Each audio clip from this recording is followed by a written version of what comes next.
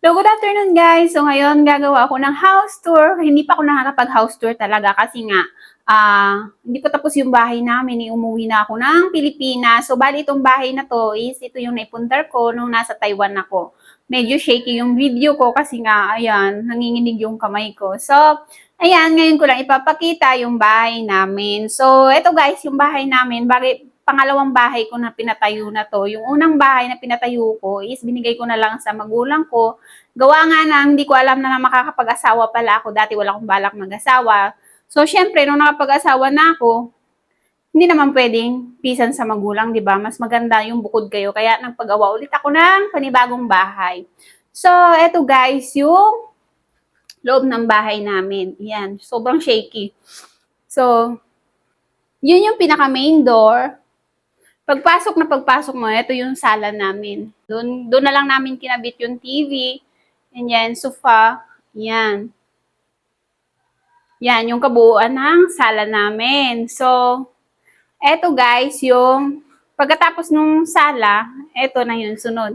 Dining area na namin. So, ayan. Eto. Tapos doon namin nilagay yung rep namin. Gawa nga ng, mas maganda siya dyan ilagay kasi nga, mas malapit sa kainan. So, medyo makalat pa kasi nga, kanina pa ako TikTok ng TikTok. Kaya makalat dyan, may ginawa pa ako. So, yon. Pagkatapos niyan, eto, yung, wait lang. So, eto guys, ayan, medyo maano kasi mainit doon sa bintana.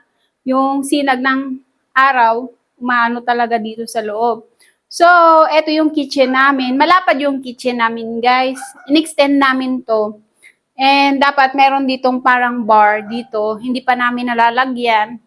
So, yung kitchen namin, hindi pa talaga siya natatapos. Gawa nga ng unahin muna namin yung panganganak ko bago siya asikasuhin ulit. Bale, etong tawag dito, itong lababo, nilagyan na lang muna namin ng, sobrang shaky ko, ng linoleum para pangtakip kasi wala pa siyang tiles. Tapos yung tub na yon nilalagyan namin ng tubig kasi wala pa kaming gripo, kasi wala pa kaming tangke. Bale, may sarili kaming source ng tubig na dito, sarili na namin nun.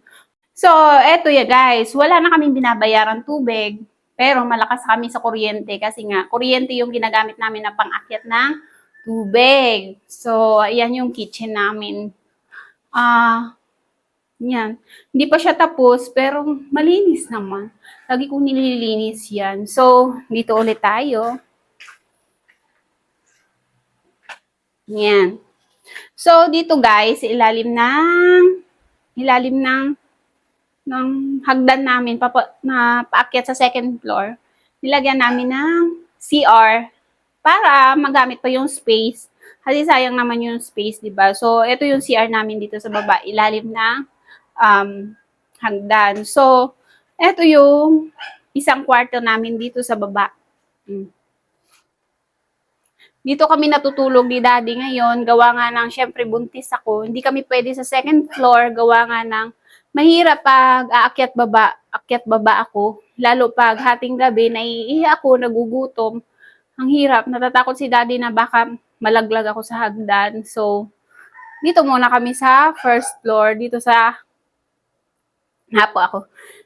kwarto na to. So, malapad naman itong kwarto na to. And, ayan, binaba na lang namin yung bed. So, yun. Ito yung kwarto namin dito. So, doon tayo sa second floor. Ayan. Hagdan pataas. Hindi pa talaga tapos to. Hagdan talaga. Hindi pa naaayos. Pero, eventually, matatapos din yan. Pagkapanganak ko. So, akyat tayo.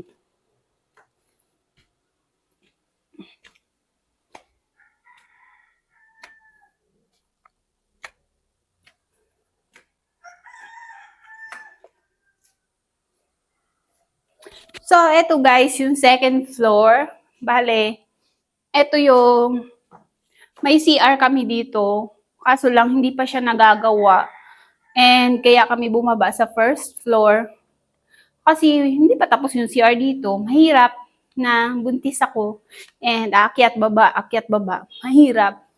Baka malaglag daw ako sa hagdan. So, noong pag-uwi ko, bali dito kami natutulog sa second floor. Yung higaan namin, dito talaga siya nakalagay. Yan, dyan. Malapad yan. Malapad naman to. So, yan, hanggang doon ang space, di ba? Ang daming tambak. Tinambak na lang namin dyan.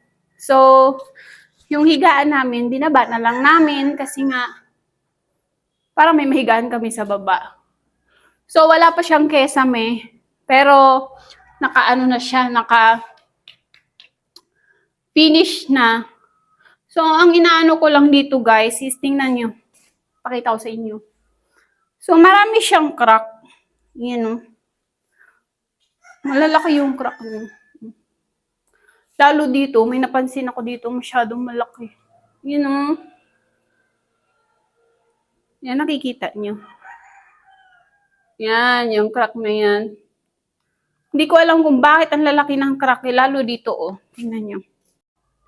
Yan o. Mahaba yan hanggang doon. Nagka-crack lang siya simula nung naglindol. Nagsimula na rin siyang mag-crack ng ganyan. Pero hindi naman siya ganun kalalaki talaga. Pero natatakot ba ako? Kasi tingnan nyo. As you can see. Yan. Sabi ni Daddy, normal lang daw yan sa pag-ano. Pero hindi ko alam kung bakit ganun. Merong mga crack na ganito. Sa first floor naman, wala naman. Dito lang sa second floor. So, yun guys. So, ayan, ito yung may veranda namin. Ano tawag dito? Parang terrace. So, hindi pa talaga siya tapos. Pakita ko sa inyo. So, ayan guys. Isang malaking pintuan yan. Yan.